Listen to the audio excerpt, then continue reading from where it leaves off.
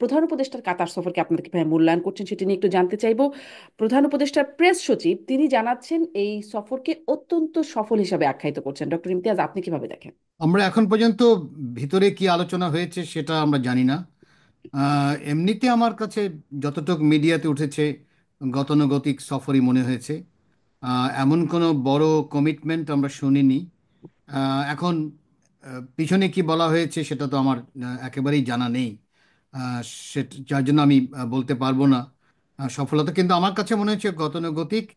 একটা জিনিস হলো যে ব্যবসায়ীরা, সেটা কাতার হোক বা যেই দেশে হোক, ব্যবসায়ীরা সবসময় স্টেবিলিটি চাইবে। আহ, একটা কি বলা হয়, স্টেবল সরকার চাইবে। যেহেতু অলরেডি ঘোষণা দেওয়া হয়েছে যে ডিসেম্বর থেকে জুনের মধ্যে নির্বাচন হতে যাচ্ছে, আহ, এবং আহ, এটা মানে সরকারের নামই হলো অন্তর্বর্তীকালীন সরকার, স্বাভাবিকভাবে আমি মনে করি কাতারও অপেক্ষা করবে। আহ, একটা হতে পারে যে আলোচনা হয়তো হয়েছে ভালোই, যেই সরকারই আসুক না কেন সে হয়তো এগিয়ে নিতে পারবে। কিন্তু যেহেতু নির্বাচন যদি আমি ডিসেম্বর ধরি বা জুনও ধরি, তাহলেও তো বেশি দিন আর বাকি নেই।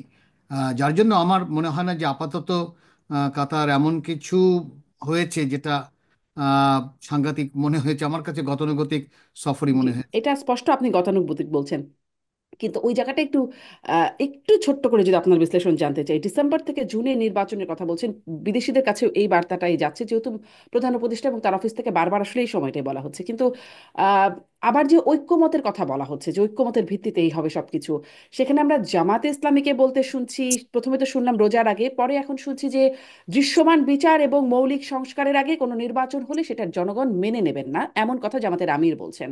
এনসিপিও এরকম কথা বলছে, দৃশ্যমান বিচার মৌলিক সংস্কার, তাদেরও এই দুটি দাবি আছে, সাথে গণপরিষদ নির্বাচনও আছে। সেভাবে কি মনে হচ্ছে এটি আসলে জুনেরও পরে যেতে পারে, এরকমও কি কোনো, মানে অনেকেই এরকম বিশ্লেষণ করছে, আপনার কি এরকম মনে হয় ডক্টর ইমতিয়াজ আহমেদ? মানে এখনো কি আনসার্টেনটি আছে, নাকি জুনের মধ্যে হবে এটি অন্তত নিশ্চিত? সেটা যদি হয় তাহলে আরো আনসার্টেনিটি বেড়ে যাবে। তাহলে আনসার্টেনিটি যদি বেড়ে যায় তাহলে তো স্বাভাবিকভাবে ইনভেস্টমেন্টও কমে আসবে বা স্থগিত থাকবে, এটাই বলছি। মানে মানে এটা এমন কোনো মানে মানে সাংঘাতিকভাবে কি বলে, সাংঘাতিক পলিটিক্যাল সায়েন্টিস্ট হতে হয় না বা এক্সপার্ট হতে হয় না, ইকোনমিক্স হতে হয় না। এটা খুবই সহজ হিসাব। আমি কোনো দলের কে নিয়ে বলছি না।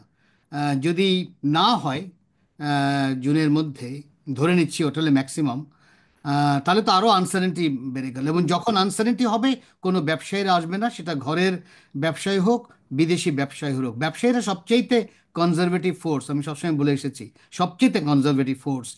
একজন পেইন্টার কিন্তু অনেক রিস্ক নেয়, একজন কবি অনেক রিস্ক নেয়, যে লিখে ফেলি এইভাবে, দেখা যাক কিভাবে মানুষ দেয়, এই ছবিটা এঁকে ফেলি। ওইভাবে চিন্তা করে না যে এটার সেল ভ্যালুটা কি। সেই হিসাবে কিন্তু কবি হয় না, সেই হিসেবে পেইন্টার হয় না। কিন্তু ব্যবসায়ী তো তা না। ব্যবসায়ী তো তার মূলধন, তার ক্যাপিটাল, সে তো স্বাভাবিকভাবে রিটার্ন চাইবে। তো ওটা যদি হয় তাহলে আরো আনসার্টেনিটি বেড়ে যাবে। হতেও পারে, সেটা আমি তো আর জানবো না, আমি রাজনীতি করি না। কিন্তু আমার কাছে মনে হচ্ছে যে ওটা করলে আরো বেড়ে যাবে। কিন্তু যেহেতু একাধিকবার বলেছে যে আহ, জুন হলো ম্যাক্সিমাম, মানে বলছে ডিসেম্বর। আহ, জামাত ইসলামও মনে হয় বলেছিল যে না, ফেব্রুয়ারির মধ্যে হলে ভালো হয়। বিএনপি চাচ্ছে ডিসেম্বরের মধ্যে। আমি ধরে নিচ্ছি যে কম্প্রোমাইজ হলে হয়তো জানুয়ারি মাস হতে পারে। কিন্তু যদি ধরা যাক, যদি আবার আনসার্টেনিটি যদি না হয় না, তাহলে তো ব্যবসায়ীরা আরো আহ, থমকে যাবে। তাহলে যেটা হবে, তাতে জনগণের উপর একটা প্রেশার পড়বে, তখন জনগণই আবার চাইবে। মানে কথা হচ্ছে যে মূল বিষয় তো আমার অর্থনীতি। ওটা যদি আমি না বড় আকারে যদি আমি পরিবর্তন না করতে পারি, এবং ওটা পরিবর্তনের খুব সহজ হলো স্টেবিলিটি, স্টেবিলিটি, স্টেবিলিটি, এর বাইরে জি। আমি যেতে পারছি না।